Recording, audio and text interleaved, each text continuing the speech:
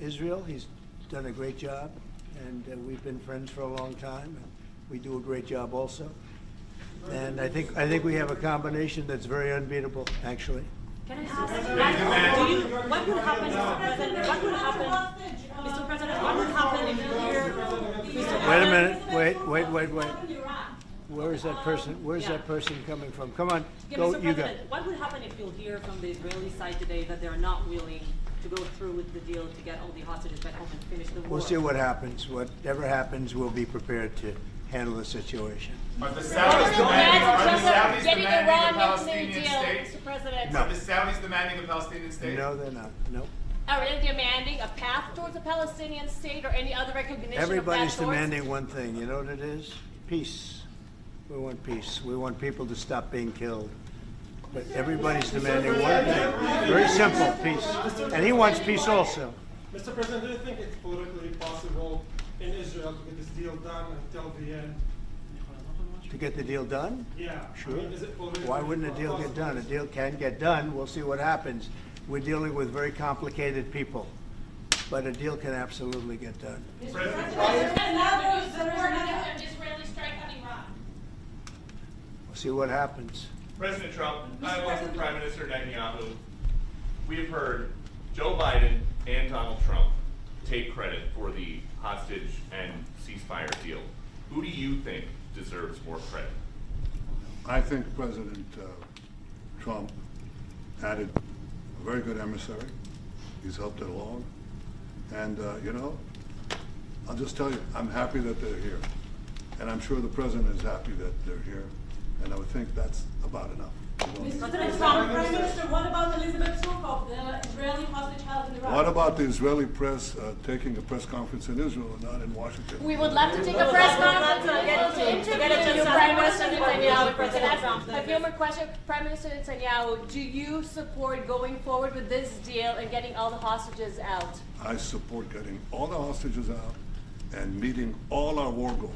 That include destroying Hamas's military and governing capabilities and making sure that Gaza never poses a threat to Israel again. Are you willing? All three. Are you willing And to those agree? Are you things willing can to go agree? together? Are you willing Can you to agree promise to to the Trump's families vision that you to do bring all the everything to hostages get the back home? hostages out? I think wait. that I should One at talk a to time. President One at a Trump, time. So okay? I'll ask, do you agree with Trump's vision of getting all the hostages back home, even if it means to end the war? Well, I'm not sure that you articulate correctly what the President's vision is. You can ask, he can speak for himself. He does that very, very well.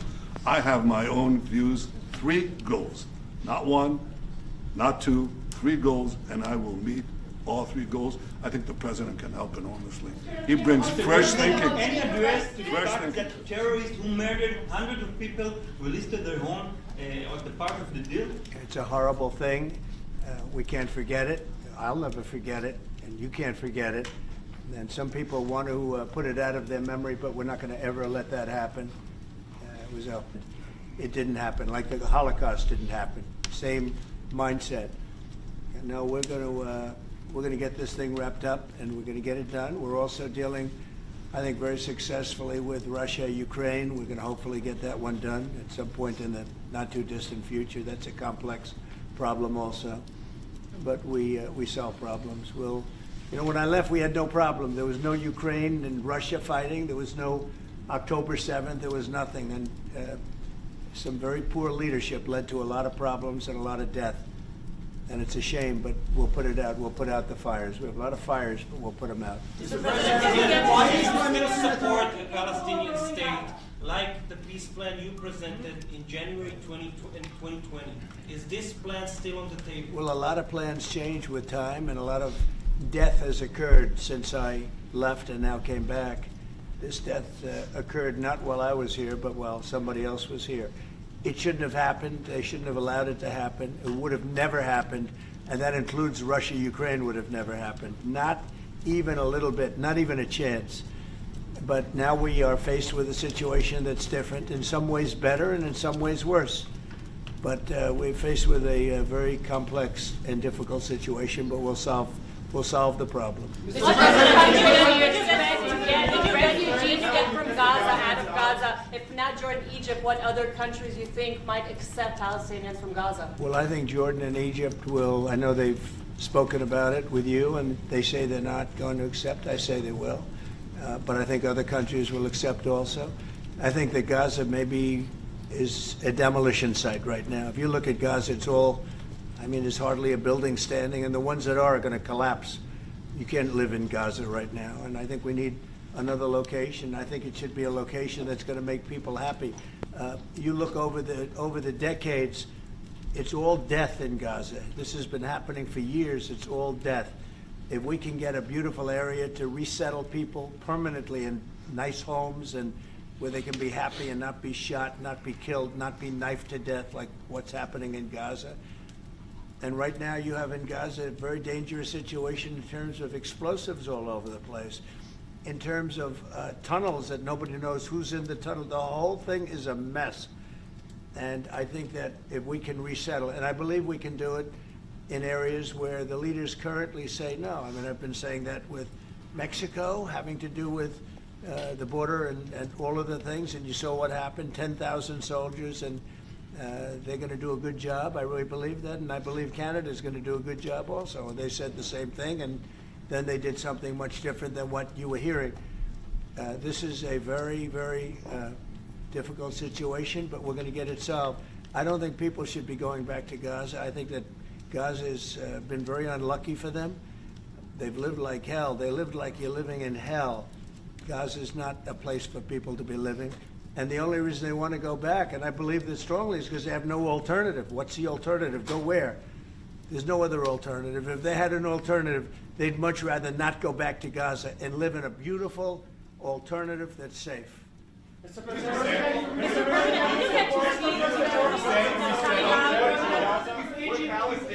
Peter?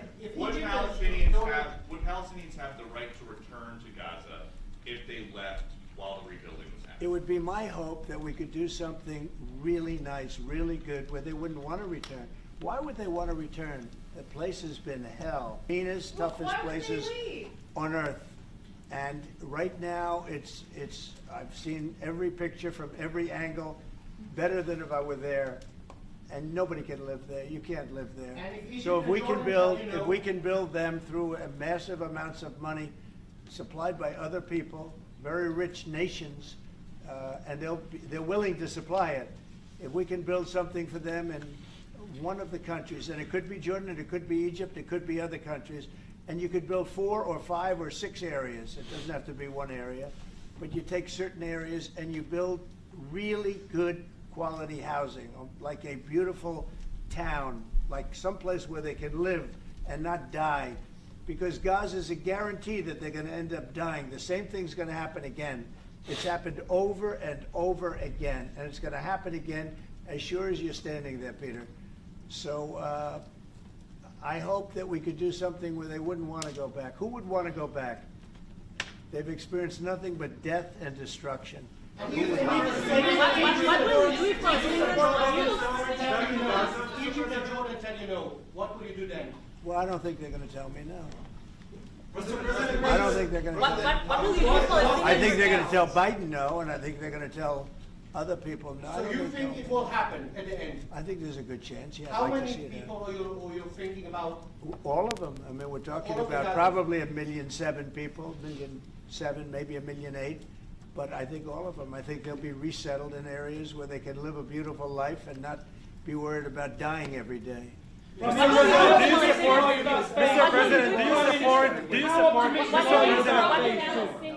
President, do you support building settlements, Jewish settlements back in Gaza in the next years?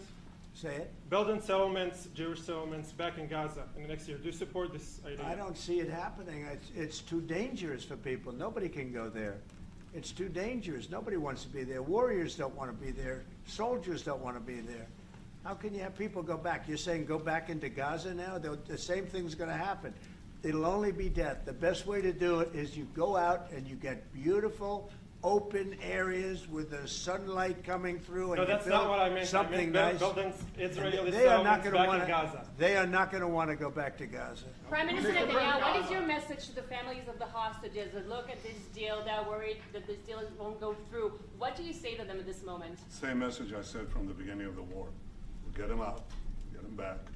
We got over 70%, close to 75% of the people who everybody believed will not get out. We got them in successive deals, and most recently with the help of President Trump.